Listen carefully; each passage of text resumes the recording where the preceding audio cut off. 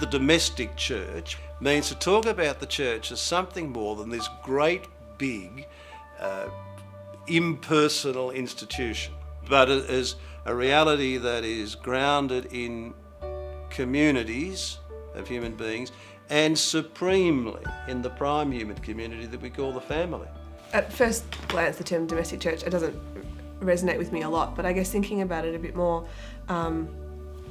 what is the church? There's not just a building. The church is, I guess, encountering the love of God and learning how to respond to it. And of course the family is the first place where that happens, because it's the first place a child ever feels loved. In our own time, when marriage and the family are under pressure, the domestic church probably becomes more important even than it has been in other times when things were more settled, shall we say. The faith has to be experienced in new ways in the family and in marriage.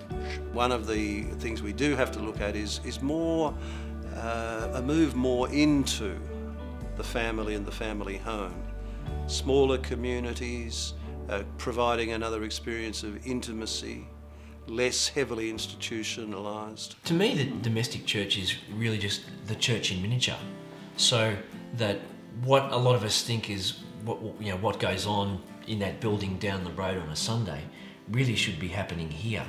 Our home should be a place of both contemplation and action, so that we pray here, and then from here we go out and we serve the world around us. It does all begin with the family, doesn't it? Because, God sends life, and the family is where God himself became man. And so I think it is in the family that you learn all those essential things about life, like love, and even those very first encounters with God definitely happen within the family, with your parents, the love of your mother and your father.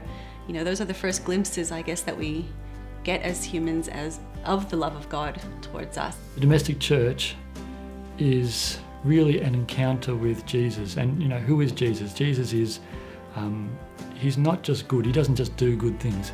His goodness in its essence.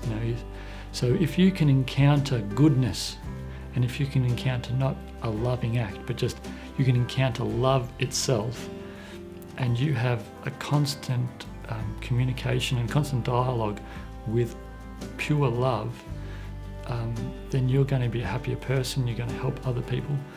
And the best place to do that, and the place that you are going to do it most often, if your parents are that way inclined, is at home.